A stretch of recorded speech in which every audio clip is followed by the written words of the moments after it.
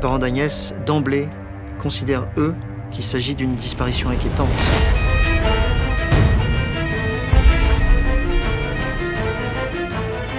Il va monter jusqu'à 100 personnes sur le terrain avec des équipes cynophiles, des chiens et un hélicoptère.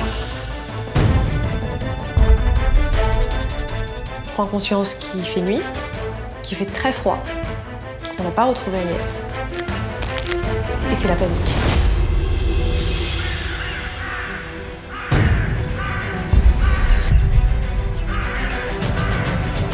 Nous devons faire la lumière sur ce qui est arrivé.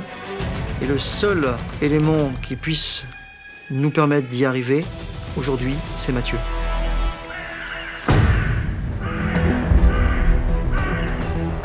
« 17 coups de couteau, il y a des coups au visage, il y a des coups au thorax, il y a des coups dans le dos, il y a des coups dans le cou. » Il n'y a plus de légèreté, il n'y a plus d'innocence, il n'y a plus de joie, il n'y a plus rien.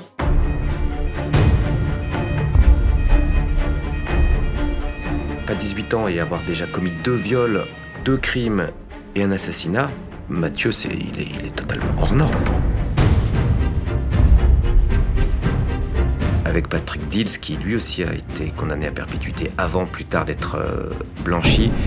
Mais il y a 2 mineurs qui ont été condamnés à perpétuité, Patrick Dils et Mathieu.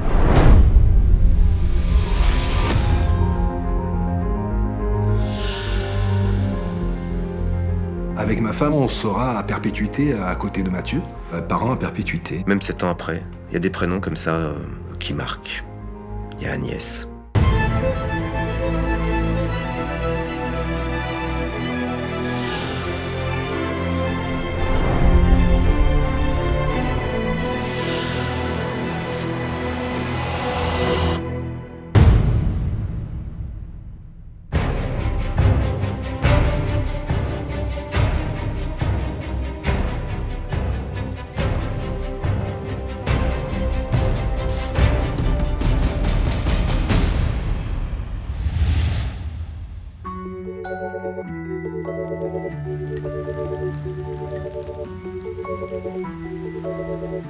Le 16 novembre 2011, le mercredi après-midi, c'est une journée particulière au Chambon-sur-Lignon. On est au plein cœur de la Haute-Loire. Le Chambon-sur-Lignon, c'est 2500 habitants à peu près. Le Chambon-sur-Lignon est un village plutôt calme. Les gens vivent en se côtoyant et en se connaissant. Le lycée du Chambon-sur-Lignon est un site magnifique, à l'écart du village, 800-900 mètres, presque 1 kilomètre des premières maisons du village, et il donne sur une forêt. C'est un internat mixte qui est international. Il s'appelle Collège-Lycée International Sévenol. Il a été créé pour accueillir des gens de tout horizon. À la base, il accueille les réfugiés de la guerre. Donc c'est vraiment un lieu d'accueil et d'ouverture et de tolérance. On le voit quand on arrive au Sévenol, il n'y a aucun mur. C'est ouvert sur la nature, c'est très libertaire. Moi, ça fait 3 ans que je suis à l'internat et ça se passe très bien. C'est un lieu que j'adore et j'ai ma bande, j'ai mes habitudes et c'est clairement une deuxième famille pour moi. Agnès arrive en cours d'année, en 2011, en avril. Elle a 13 ans. Moi, j'en ai 16, je vais les avoir. C'est la plus jeune. C'est vraiment, pour le coup, le bébé, quoi. Elle est très jolie, puis elle a un rouge à lèvres très rose, presque rose bonbon, puis très solaire, très souriante alors qu'elle connaît personne. C'est pas comme ça d'habitude qu'on arrive dans un internat au milieu d'année, dans un nouveau groupe, tout ça. Pourtant, elle s'intègre très, très vite. C'est une jeune fille qui a les difficultés de son âge, qui est encore enfant, qui voudrait être femme, qui est intelligente, qui est brillante, mais qui n'est pas forcément disciplinée. Elle arrive au Chambon parce que le proviseur de son lycée explique aux parents qu'ils ne vont pas garder Agnès, mais qu'il serait bon qu'elle aille en internat. Et j'imagine les parents d'Agnès se disant « Notre fille va être loin de Paris, dans un endroit où il n'y a pas les tentations de la ville, où règne une sorte de paix et de calme, et donc la rentrée au Chambon, en apparence, tout va bien. » Le 16 novembre, c'est une journée absolument comme les autres au départ, où c'est un mercredi, donc à part que c'est une journée où on n'a qu'une mi-journée de cours et qu'on sait qu'on va pouvoir sortir l'après-midi. J'ai croisé Agnès devant l'internat et puis après nos chemins se séparent à ce moment-là, vers 12h30. Certains d'entre eux décident de descendre au Chambon-sur-Lignon, d'autres décident d'aller dans les bois ou au bord de la rivière. Chacun va à ses occupations. À 17h, on doit tous être là. C'est la règle, on a le droit de descendre au village, mais à 17h, on est là. Je constate qu'Agnès n'est pas là, mais il n'y a rien d'inquiétant. Et lorsque l'appel est fait, elle est signalée absente. Le collège, dans un premier temps, ne s'inquiète pas parce qu'un ado qui a 1 heure, une demi-heure de retard, c'est pas inquiétant. Mais le soir, elle n'est pas là. Je comprends que quelque chose ne va pas et j'ai mon téléphone dans les mains et j'appelle Agnès. J'appelle Agnès en boucle. J'ai dû l'appeler 40 fois en 1 heure. Alors que ça tombe sur messagerie instantanément et que je lui laisse des messages. Je lui laisse des messages en lui disant de nous rappeler, en lui disant écoute, s'il faut qu'on te couvre, tu me le dis.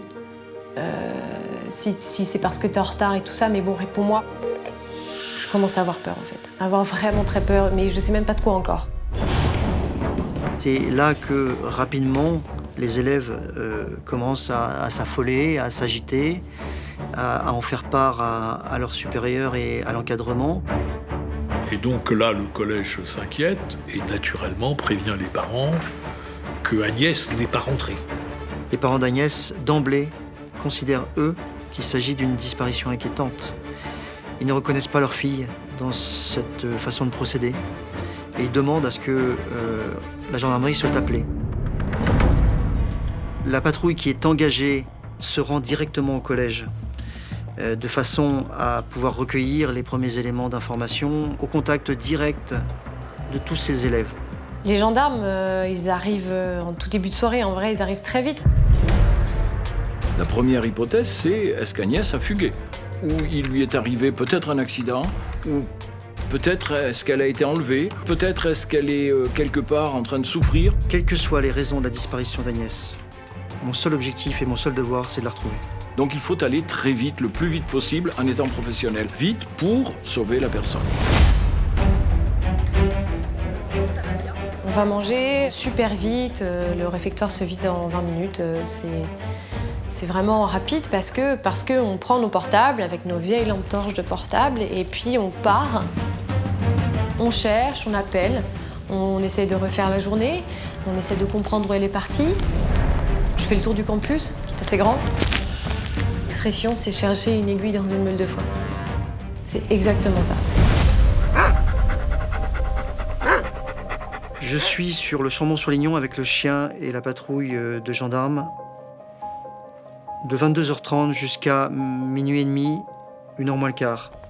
La nuit est donc largement engagée. Il s'est écoulé près de 8 heures et toutes les recherches sont vaines. On ne sait pas exactement comment elle a passé son après-midi. Personne n'est capable de le dire vraiment. On ne sait pas où elle est, ce qu'elle a fait dans l'après-midi, ni en début de soirée. On n'a aucune nouvelle d'elle, aucune trace.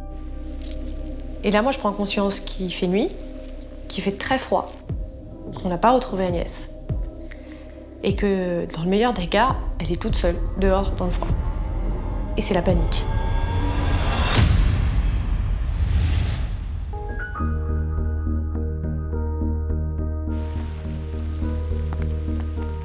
Jeudi 17 novembre 2011, on est le lendemain de la disparition d'Agnès et les recherches reprennent de bon matin, dès les premières heures du jour.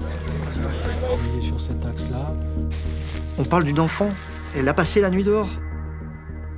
Donc la situation, pour moi, devient urgente. Ça fait 15 heures qu'elle a disparu, il est 8 heures, et il y a des battues déjà qui sont organisées. Un maximum de gendarmes, c'est bien décidé, vont ratisser un maximum d'hectares. Et de notre côté, les structures d'investigation et d'enquête vont essayer d'obtenir des éléments pour localiser soit Agnès en fugue, soit Agnès blessée, soit Agnès malheureusement éventuellement enlevée par quelqu'un dans son lycée. Agnès est une jeune collégienne parisienne. Ses parents habitent et travaillent à Paris. Et dès ce lendemain de la disparition, ils se rendent sur les lieux. Je vois les parents d'Agnès, Frédéric et Paola, très inquiets forcément. C'est une fille adorable et on a besoin de tous les témoignages et de tous les gens qui peuvent nous aider à savoir ce qui s'est passé. Elle est quelque part, seule ou accompagnée, elle s'est pas évaporée. Face à ce papa et cette maman, j'essaie de montrer le côté le plus optimiste possible. J'essaie de défendre l'efficacité du dispositif de gendarmerie qui est en place en se disant que normalement il devrait permettre un résultat. Je pense quand même qu'au fond d'eux, comme moi, ils espèrent. Mais on a tous un sentiment quand même de grande crainte. Il faut la trouver et puis j'ai complètement espoir de la retrouver encore à ce moment-là. Mais où elle peut être? Parce que ça fait hyper longtemps qu'elle n'est pas là. Il a fait nuit, il fait froid. Je dis, mais elle est où? Il y a une conférence de presse qui est organisée à la mairie du Chambon-sur-Lignon avec le procureur de la République au Puy-en-Velay et également les parents d'Agnès. Et le papa d'Agnès décide très vite de prendre la parole. Nous avons besoin d'aide. Il n'y a pas de petite information. Pour les parents, vous savez, le temps s'est arrêté. Vous avez une montre? Pour nous, on n'a plus de montre. La seule chose qu'on attend, c'est de voir notre fille. Le papa d'Agnès, à ce moment-là, il est digne, il parle aux caméras, on sent qu'il est rongé par l'inquiétude, mais on sent qu'il a calculé, lui, que les médias, c'était sa force à ce moment-là, qu'il y a peut-être une force de frappe à utiliser de ce côté-là pour essayer de faire passer un message, et donc il y va. Il y a des journalistes qui commencent à arriver. Beaucoup de journalistes. Et beaucoup de gens du village. Beaucoup de gens, beaucoup de personnes qui cherchent. Le colonel m'informe rapidement qu'il va mettre en place un dispositif très étoffé de moyens, beaucoup de gendarmes. Il va monter jusqu'à 100 personnes sur le terrain avec des équipes cynophiles, des chiens, un hélicoptère. Il y a une ambiance très opérationnelle sur le terrain. Donc il tourne au-dessus de cette tourelle, cet hélicoptère, de 15h à 20h. Nous, on sait que c'est des caméras thermiques. Et que ça fait 5 heures qu'il tourne et qu'il n'a rien vu de chaud. Déjà, je ne supporte plus cet hélicoptère. Et je ne supporte toujours pas les bruits des hélicoptères, d'ailleurs. Il y a un truc qui se décroche en moi.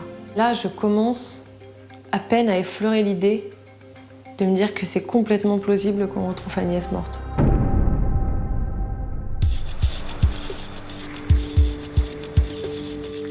Mais nous avons quand même un deuxième espoir. C'est dans le cœur des élèves de ce collège que les gendarmes ont la conviction de devoir chercher pour trouver les éléments déterminants sur la destination d'Agnès. Je me dirige donc avec la patrouille au sein même de l'établissement. Je me positionne au milieu de l'établissement. J'assiste à cette scène étrange, des enfants qui vont, qui viennent me déclarer des choses parfois très étranges. Je décide d'envoyer tous ces enfants qui ont des choses qui me paraissent intéressantes à la brigade, de façon à ce qu'ils nous racontent leur version.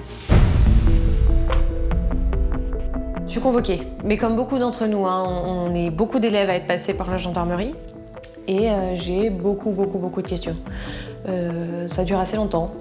Sur ce que moi j'ai fait l'après-midi, voilà, et sur qui était Agnès.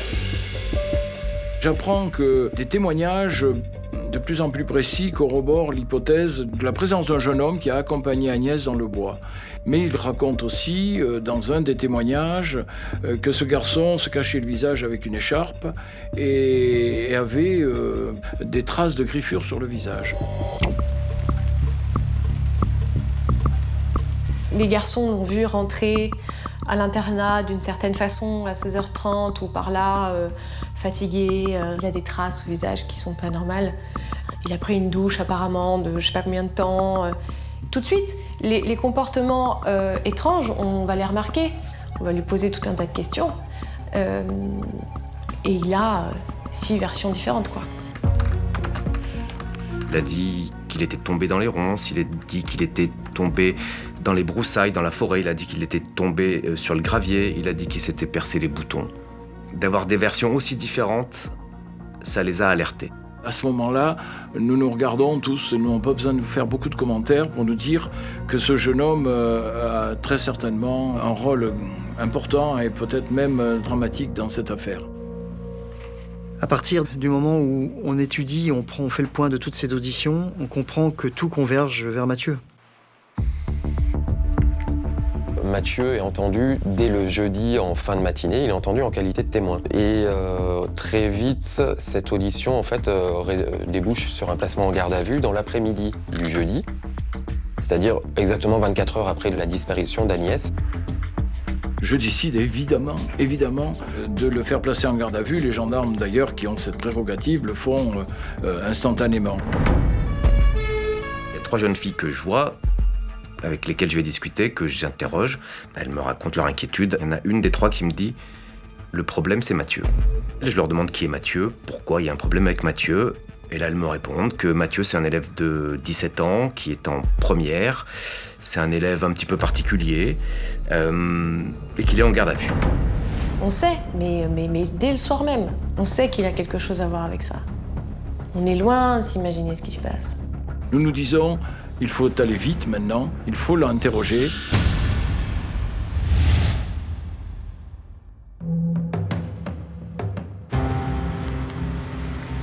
Mathieu, c'est un ado de 17 ans et demi qui ne présente pas extérieurement de signes notables. Il ressemble à tous les adolescents, quoi. Il porte une casquette, il a des jeans que je trouve à mon goût bien trop larges, il les porte bien trop bas. Mathieu, il aime la littérature, alors la littérature très fantastique. Il m'a toujours étonné de lire des bouquins de 900 pages, comme tous les adolescents, il aime les jeux vidéo. Les jeux vidéo qui, toujours, à mon goût, sont un petit peu trop violents. Non, c'est un ado d'aujourd'hui, quoi, classique, hein.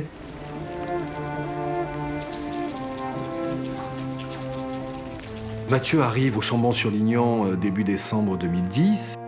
C'est un garçon lambda. Je sais évidemment qui c'est, mais parce qu'on a la moitié de nos cours ensemble. À la maison comme à l'école, il pose aucun problème de comportement, quoi. Mathieu a été collé une seule fois dans toute sa scolarité parce qu'il balançait des boulettes au plafond. Rien nous alerte sur quoi que ce soit, quoi, voilà. Les parents de Mathieu sont prévenus de la garde à vue téléphoniquement par l'officier de police judiciaire. La gendarmerie me dit que Mathieu est en garde à vue, mais on m'explique pas le pourquoi, du comment, ni quoi que ce soit, quoi. Oui, une jeune fille disparaît, mais pourquoi Mathieu, quoi? Là, on me dit de me libérer le lendemain et qu'ils veulent me rencontrer le lendemain. Quand les parents d'Agnès apprennent qu'un élève est en garde à vue, j'imagine qu'il y a 2 sentiments. Le premier, c'est l'inquiétude, parce que le champ du crime s'ouvre. Et puis en même temps, c'est un espoir, parce que c'est quelqu'un qui peut dire des choses qui peuvent permettre de retrouver Agnès ou de savoir. Je suis moi-même papa, comme beaucoup de gendarmes. Il y a 24 heures qui se sont écoulées depuis la disparition. Je ne peux pas être indifférent, d'autant plus que moi-même, mon aîné a 1 jour et 1 an près, à le même âge qu'Agnès.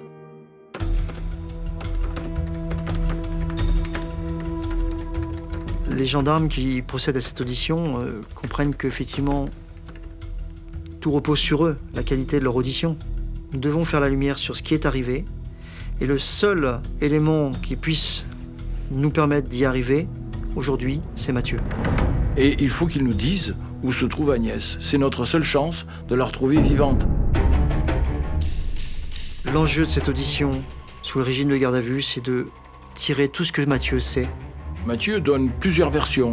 Il sent bien qu'il ne peut pas nier l'avoir vue. Il est allé en forêt avec elle, puis il est revenu. Il est allé en forêt et il a fumé un joint de cannabis avec elle. Et il est revenu. Ils sont allés en forêt et ça s'est pas forcément bien passé et ils se sont fâchés. Je le rencontre avec l'accord de l'avocat, j'insiste avec l'accord de l'avocat qui insiste aussi en lui disant « mais dites-nous où se trouve Agnès en ce moment. Est-ce qu'elle est vivante? Est-ce qu'elle est en danger? Dites-nous. Je sais pas. Je sais pas, et ça dure longtemps. On se sent mais d'une impuissance inimaginable. On a beau avoir 100 gendarmes, on a beau avoir un hélicoptère qui tourne au-dessus, des chiens, on a beau avoir une conviction, une expérience, un vécu, on se sent impuissant devant un être humain qui est là, fermé comme un mur. Mais Mathieu a un précédent. Et ce précédent est extrêmement inquiétant. J'ai des renseignements comme quoi il a déjà été mis en cause dans le Sud, dans le Gard, pour une affaire de viol. Il a été incarcéré, il a été remis en liberté par un juge d'instruction, il a été placé sous contrôle judiciaire. C'est une affaire qui remonte au mois d'août 2010 et qu'on ignorait jusqu'à présent.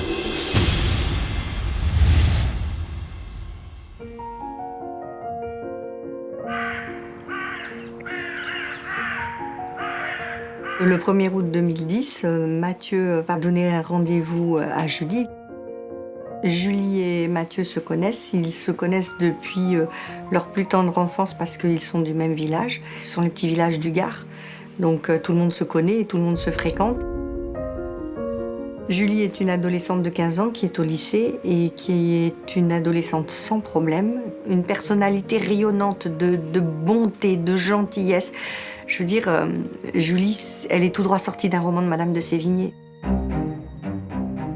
En 2010, Mathieu a 16 ans, il finit sa classe de seconde, il est admis en classe de première.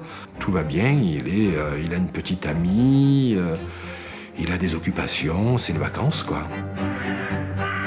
Quand Julie est contactée par Mathieu, c'est un de ses camarades de classe, donc elle n'a absolument aucune raison de se méfier. C'était quelque chose qui était prémédité. Il avait emmené une jeune fille dans les bois, il avait préparé la scène.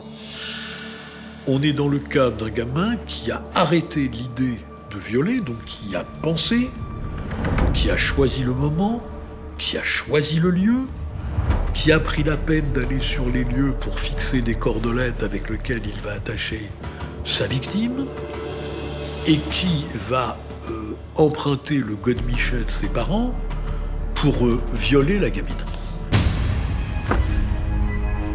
Et donc il s'est livré à un viol sur cette jeune fille. Ce n'est pas le viol d'un ado frustré en mal de vie sexuelle. C'est un viol planifié pour humilier, pour faire mal et pour blesser. Sur une personne qu'il connaît, qu'il sait être plus jeune et sans défense. Au lieu de se mettre à hurler, à crier, à t'embêter, etc., elle est restée très calme, très douce. Son téléphone portable à cette jeune fille s'est mis à sonner pendant les faits. C'était sa mère qui l'appelait. Julie essaye d'amadouer Mathieu en prenant le prétexte de son téléphone qui n'arrête pas de sonner et de l'inquiétude de sa mère qui va partir à sa recherche et qui l'attend pour déjeuner. Et là, Mathieu, finalement, l'a libérée, l'a laissé partir. La jeune fille lui a dit non, mais on pourra remettre ça plus tard. A réussi à l'amadouer pour sortir de ses griffes et puis aller déposer plainte plus tard dans la journée.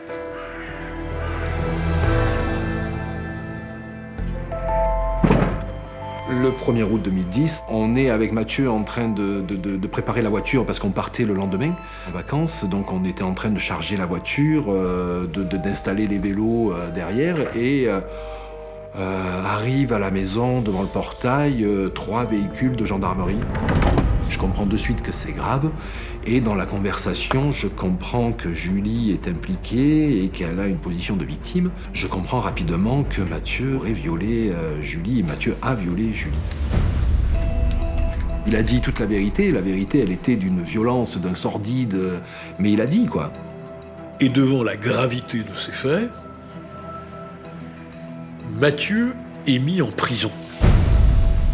On est assommé, on est bouleversé, c'est tellement délirant que très rapidement on se dit c'est pas possible, c'est pas Mathieu qui a fait ça, c'est pas le Mathieu qu'on connaît. Bien évidemment que c'est lui qui a fait ça, on en est sûr, mais c'est un gamin qu'on ne connaît pas quoi. Et comment se fait-il qu'on ne le connaît pas, ce gamin-là qui est capable de faire ça?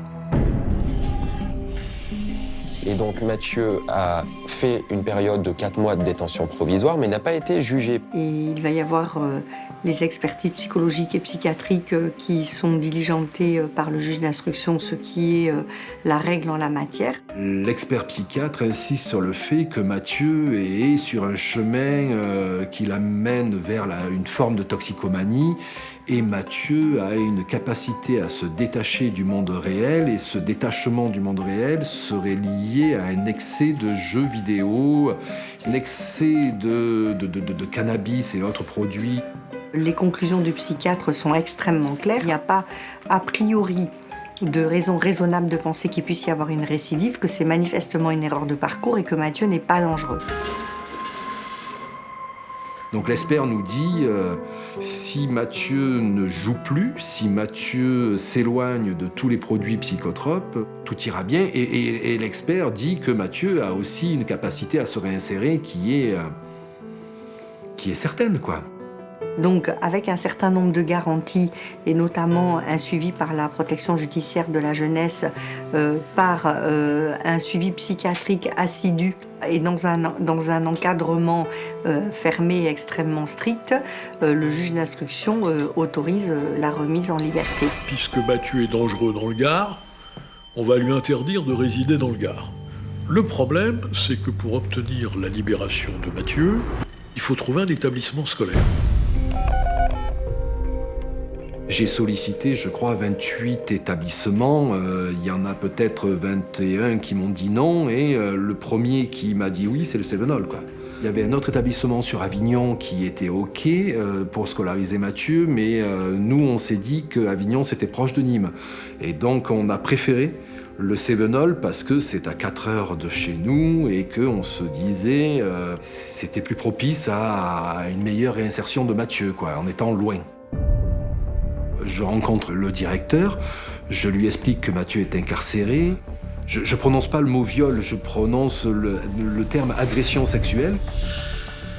Le directeur du Cévenol, il me dit, il n'est pas question de condamner une seconde fois Mathieu. C'est à la justice de faire ça, mais pas nous. Nous, si la justice est partie prenante dans ce projet que vous êtes en train de monter, on sera là avec vous et avec Mathieu. Vous avez quelqu'un qui vient de violer une gamine, dans des circonstances, encore une fois, inquiétantes du point de vue de la personnalité, et on ne trouve rien de mieux que de l'éloigner pour le mettre dans un monde clos, mixte. Un monde clos, mixte. C'est hallucinant.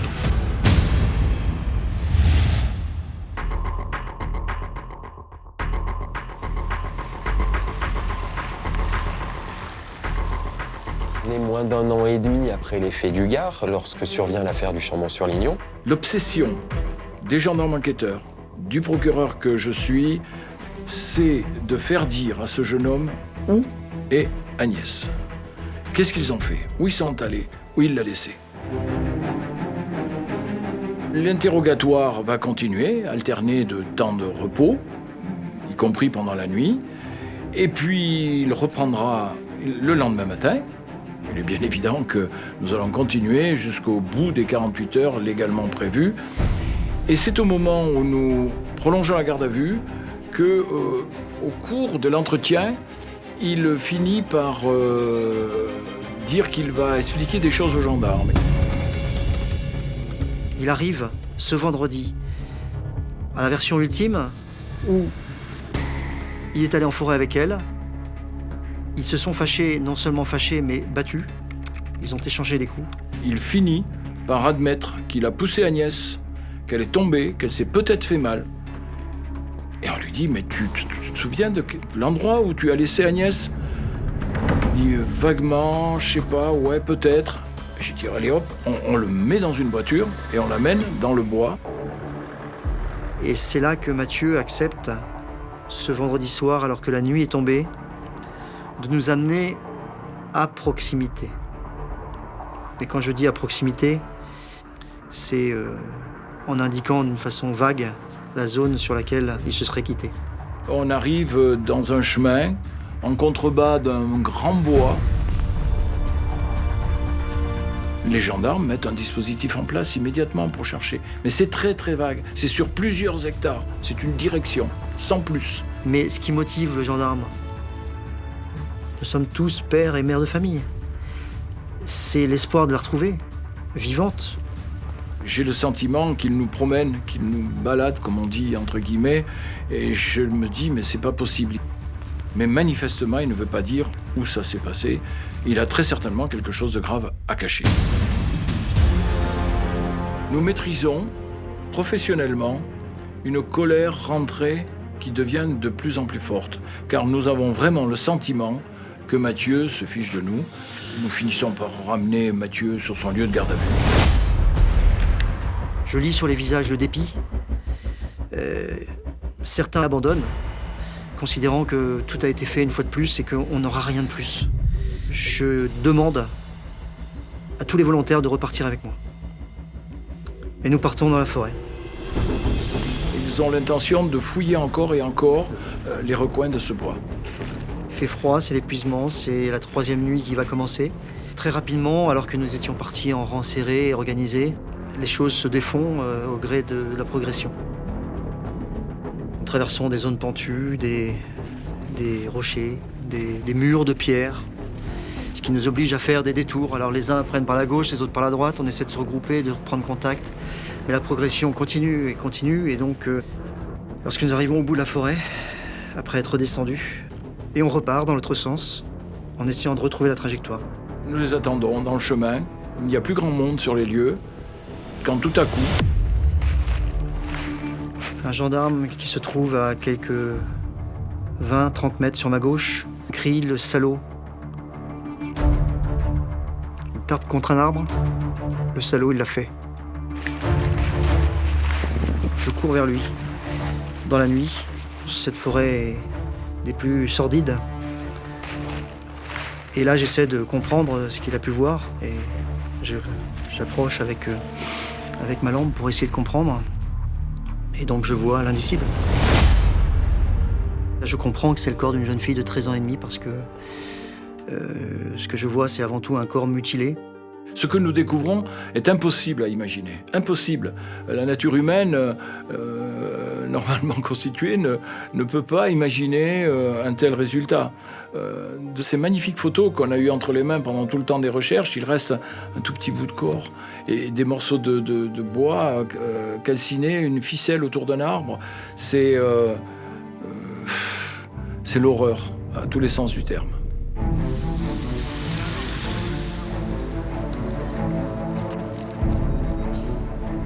L'autopsie révèle le calvaire qu'elle a pu vivre.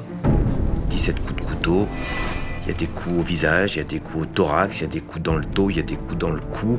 Puisqu'il a joué avec Agnès durant ce qui est estimé 30-45 minutes, avant que de commettre, bien sûr, son ou ses actes sexuels. Il y a un viol, Agnès est attachée, elle a été brûlée, on sait qu'elle a affreusement souffert. Même son squelette est atteint puisque ce sont les 2 fémurs qui sont cassés. Donc ça veut dire qu'elle a subi des atrocités qu'on a du mal à imaginer.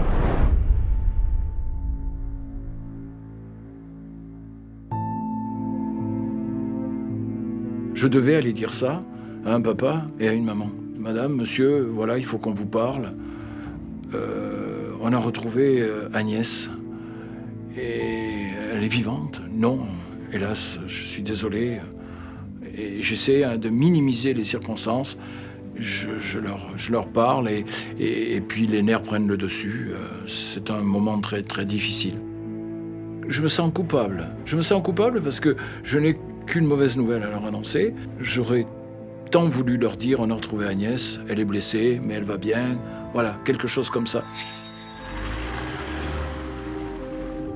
Au moment où je quitte les parents d'Agnès, en montant dans la voiture de gendarmerie avec le colonel, nous échangeons un regard, pas un mot.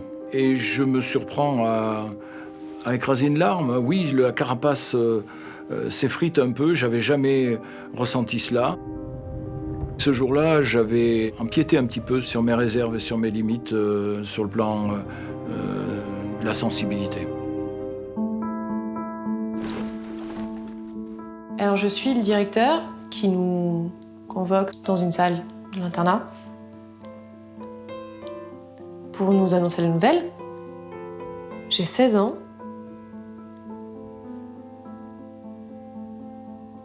Et on me dit qu'une de mes camarades de 13 ans est décédée dans la forêt, que son corps est calciné.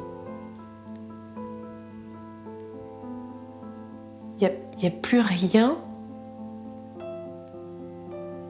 Plus rien ne peut rentrer dans la normalité. Il n'y a plus de légèreté, il n'y a plus d'innocence, il n'y a plus de joie. Il n'y a plus rien. C'est une chape de plomb qui s'installe.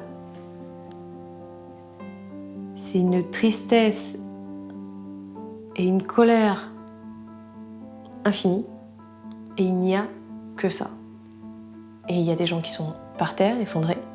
Il y a des gens qui ne bougent plus, comme s'ils étaient complètement glacés. Des gens qui hurlent. Et ça s'arrête là.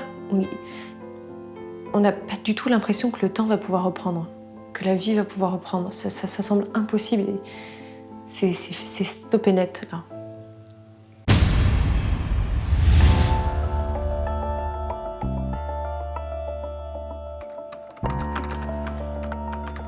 Mathieu, évidemment, est réentendu par les gendarmes après la découverte du corps d'Agnès.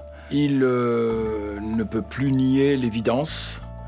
Il finit par admettre qu'il a effectivement agressé sexuellement Agnès. Il reconnaît l'avoir attachée à un arbre. Il reconnaît, après l'avoir violée et lui avoir donné des coups de couteau, il reconnaît avoir enflammé avec des morceaux de bois le corps d'Agnès attaché à un arbre.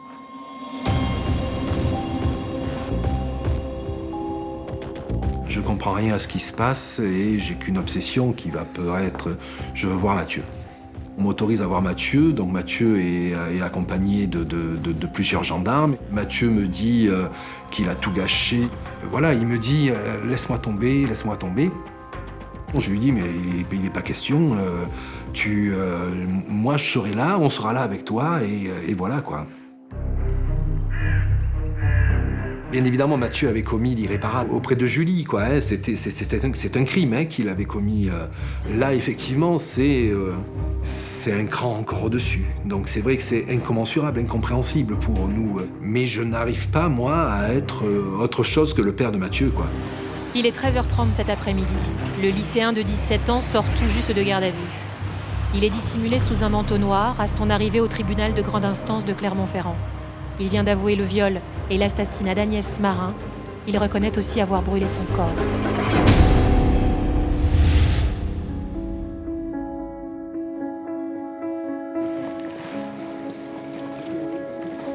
C'est dimanche matin qu'a lieu la marche blanche. Elle part à 10h devant la mairie, en direction du Cévenol, du collège-lycée.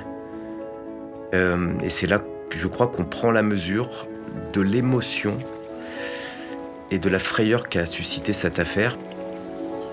On comprend le dimanche avec la marche blanche et l'ampleur de la marche blanche, avec 4000 personnes qui sont réunies au Chambon-sur-Lignon. Il faut se rappeler que le Chambon-sur-Lignon, c'est 2500 habitants.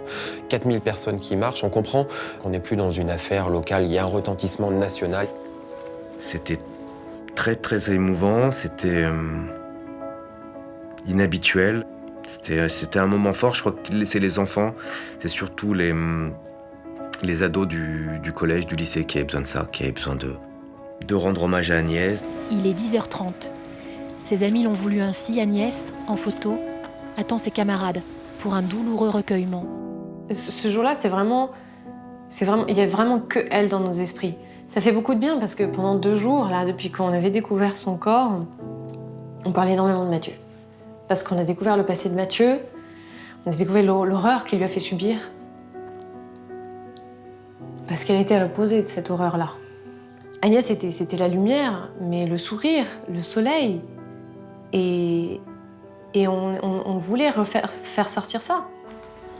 Une plaque est dévoilée en sa mémoire.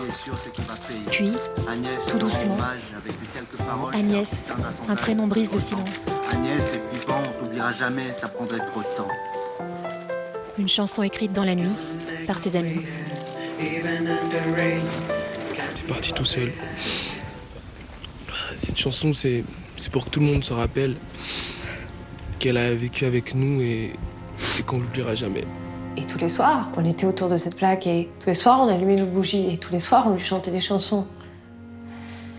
Et on continuait à lui mettre des fleurs qu'on trouvait par terre, qui n'étaient pas de superbes roses blanches, mais... Et on continuait à lui envoyer de la lumière, hein, nous. Et c'est tout ce qu'on pouvait faire, mais on le faisait. On le faisait vraiment. Ils ont dit des mots magnifiques. C'était un moment vraiment très, très, très à part. Quand vous perdez votre enfant, c'est une perte irrémédiable. Après, les parents réagissent de manière très différente.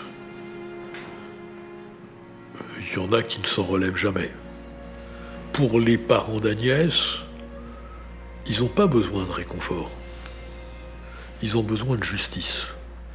Et la justice, pour eux, c'est que cesse l'irresponsabilité. Notre fille a été tuée de la façon que vous savez. Il s'est passé quelque chose. C'est pas juste la faute à pas de chance. On veut savoir ce qui s'est passé, oui. Comment on en est arrivé là? Pour nous aider à faire le deuil, pour nous aider à comprendre, pour nous aider. Bien sûr, c'est Mathieu qui tient le couteau. C'est Mathieu qui tue. C'est indiscutable. Mais si Mathieu a pu tuer leur fille, c'est une succession de manquements de tout un tas de personnes qui ne s'en sont jamais excusées.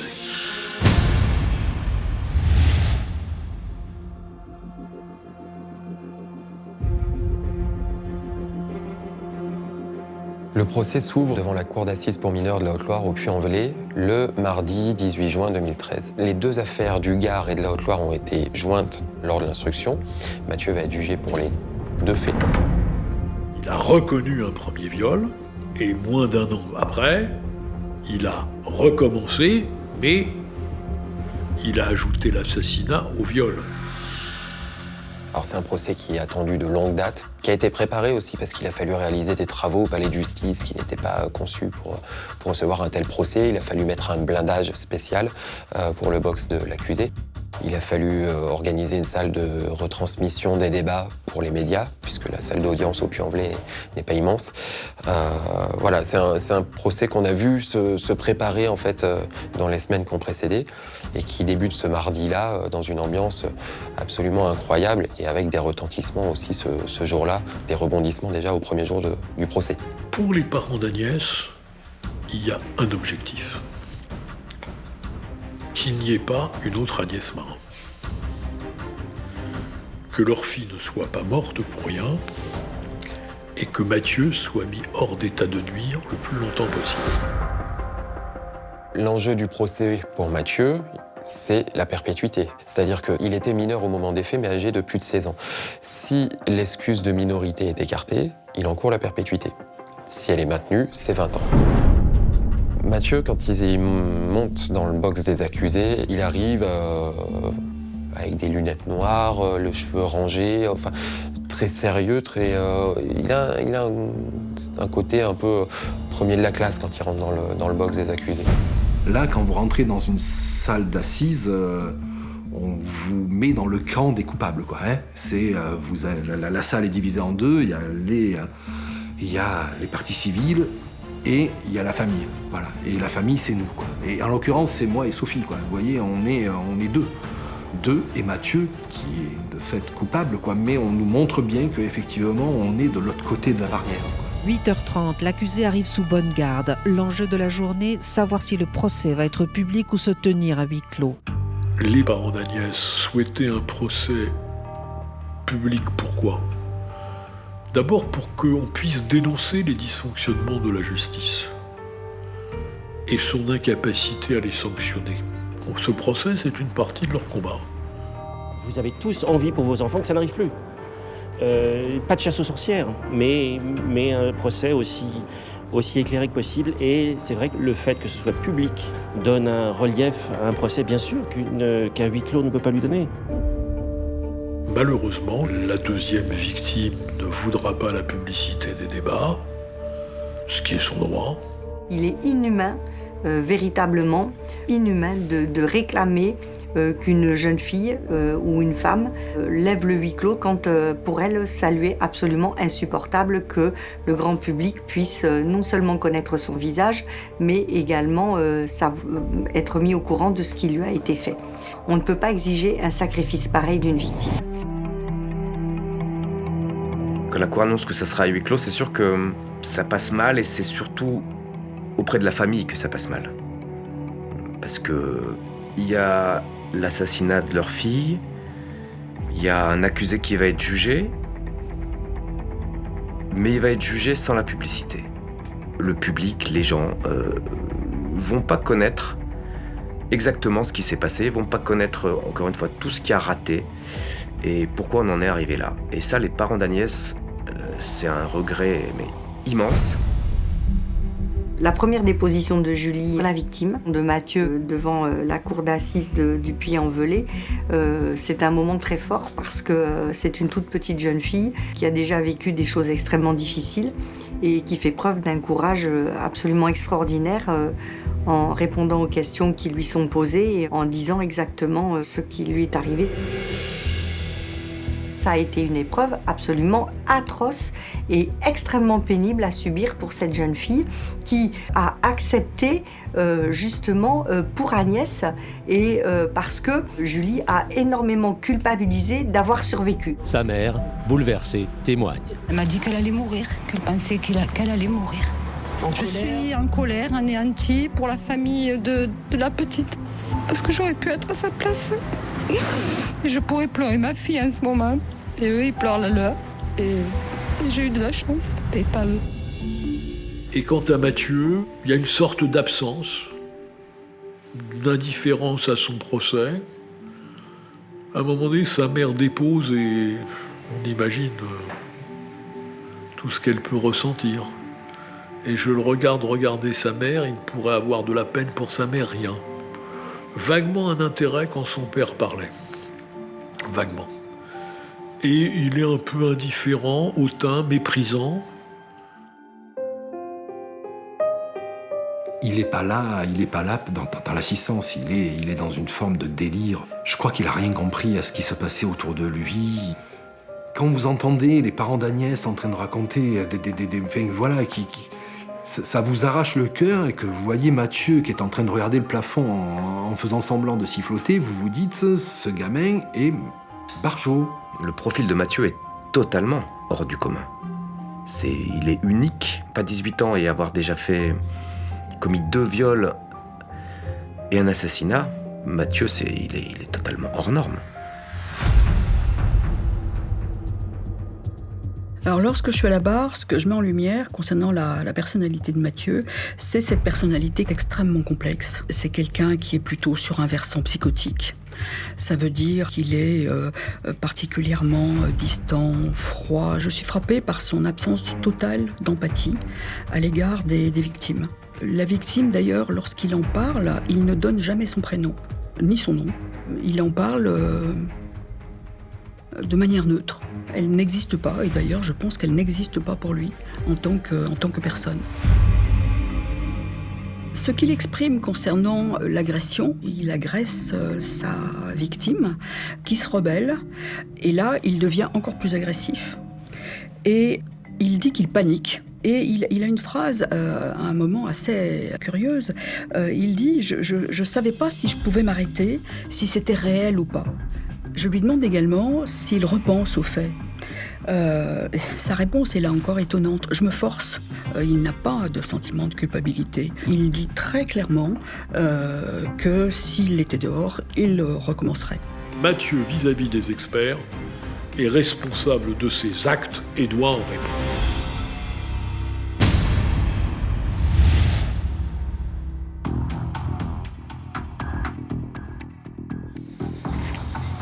Le vendredi 28 juin 2013, on arrive au dernier jour du procès. L'avocate générale dans son réquisitoire, réclame 30 ans de réclusion criminelle à l'encontre de Mathieu. Elle écarte donc l'excuse de minorité.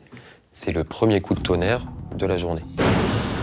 En soirée, deuxième coup de tonnerre après 4 heures de délibéré, la cour d'assises va au-delà des réquisitions de l'avocat général et condamne Mathieu à la réclusion criminelle à perpétuité. Ce qui est extrêmement rare pour un mineur, puisque avec Patrick Dills, qui lui aussi a été condamné à perpétuité avant plus tard d'être blanchi, mais il y a 2 mineurs qui ont été condamnés à perpétuité, Patrick Dills et Mathieu. Condamné à la réclusion criminelle à perpétuité, Mathieu n'avait rien à perdre. Il a fait appel.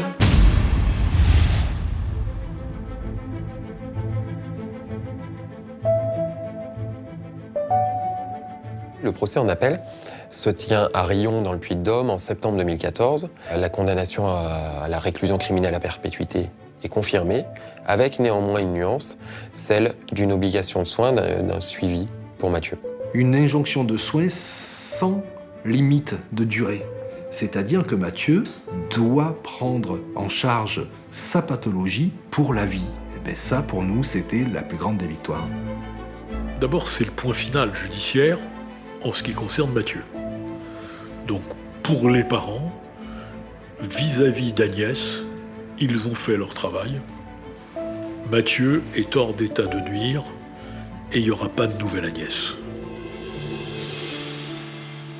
Lorsque le papa d'Agnès sort de la salle, j'ai l'impression que pour la première fois depuis les faits, depuis le meurtre, depuis l'assassinat, il y a un moment de, peut-être pas de paix, mais de justice qui est déjà pas mal. C'est la première fois. C'est la première fois qu'il y a un moment de justice pour la famille d'Agnès. Maintenant, c'est bien qu'il soit à l'abri et qu'il ne puisse plus jamais faire ce qu'il a fait subir à Agnès. Julie, au verdict, elle est soulagée de savoir qu'enfin, il ne pourra plus faire de mal à personne. Et il ne pourra pas détruire une autre vie.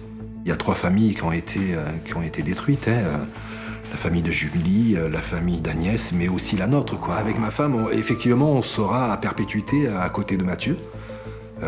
Parce que c'est notre devoir, parce que c'est la façon dont nous, on imagine le fait d'être parents, quoi. On est parents pour la vie, quoi. Parents à perpétuité, c'est notre rôle.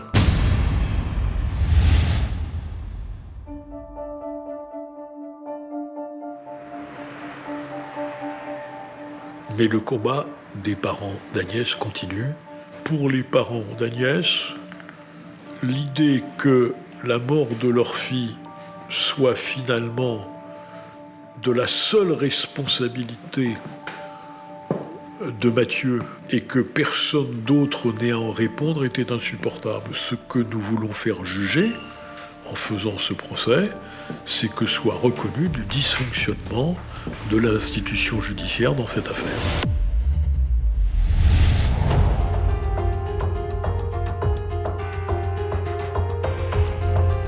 Ils ont réussi à faire condamner l'État pour faute lourde. Ça aussi, c'était important pour eux. Parce que tout a dysfonctionné. Mais à ce niveau-là, on a du mal à l'imaginer. Donc l'État est condamné à verser à la famille d'Agnès une somme d'argent en réparation de la faute commise par la justice. Bref, peut-être que voilà, chacun à son niveau se dira plus jamais ça. Ça veut dire ça que l'État soit condamné pour faute lourde.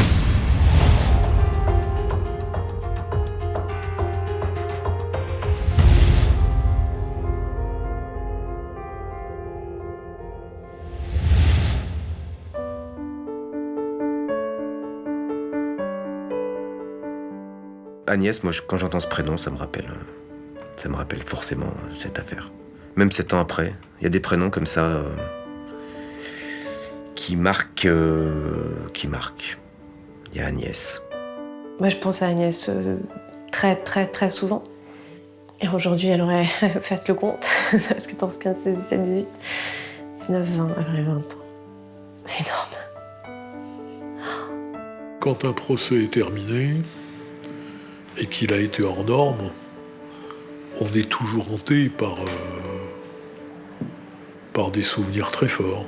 Cette affaire, ce prénom, moi, m'ont marqué au fer rouge, vraiment. Pour avancer, le seul moyen, c'est pour moi, c'est de penser à elle dans ce qu'elle était elle, qui n'a rien à voir, je vous l'assure, avec la façon dont elle est partie. Et du coup, c'est la vie. Et quand vous avez ça en tête, vous profitez vachement plus de la vie. Et en plus, vous avez la chance d'être suivi par une super jolie étoile.